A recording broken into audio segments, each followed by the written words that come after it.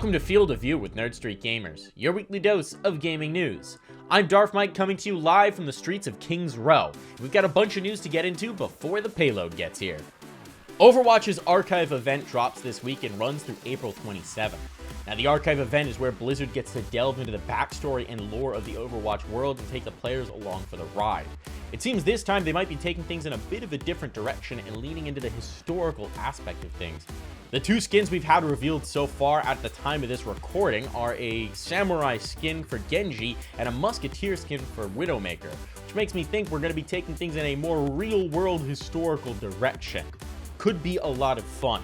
And in a big break from history, it seems the skin designers have finally resisted the urge to put Widowmaker in a skin-tight bodysuit. This time, she's in tights, with a thin flap of cloth covering up that booty.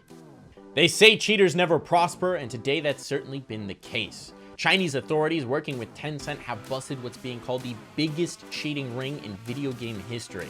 The ring reportedly turned over $76 million in revenue, and in the process of the bust, 10 people were detained in connection with the ring, and over $46 million in assets were seized, including luxury supercars and other high-end goods.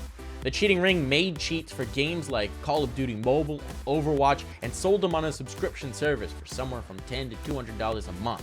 They were raking it in. Hopefully, now that they've been busted, we're going to wake up to a lot of cheaters being banned and our lobbies looking a whole lot cleaner.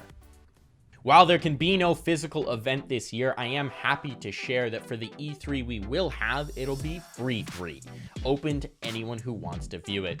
After a report earlier this week that some premium content might be behind a paywall at this year's E3 event, the ESA, the organizing body behind the event, came out to clarify that all content at E3 2021 will be free to anyone who wants to view it, and that is fantastic news.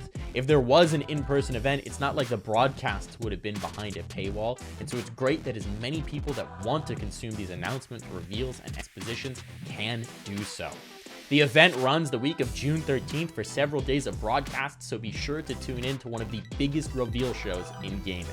Apex Legends Season 9 is right around the corner, and according to some comments from Respawn devs, it's going to be heavy in the Titanfall content.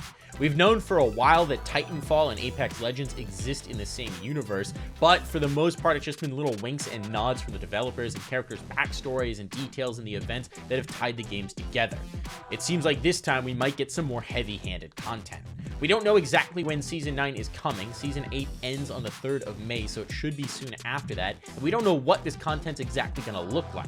Are giant robots going to start falling out of the sky? Are characters going to start running on walls? I don't know. But if you're a fan of Titanfall, it should be a good time. A copy of Super Mario Bros. For the NES has sold at auction for $660,000, making it the most expensive video game collectible ever sold.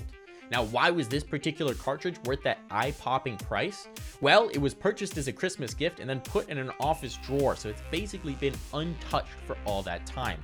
It's still sealed in a plastic wrap, it still has its store tag on it, and better yet, it's from a low-print run. All things that make collectors go gaga. And so one such collector was willing to shell out the big bucks to secure the game.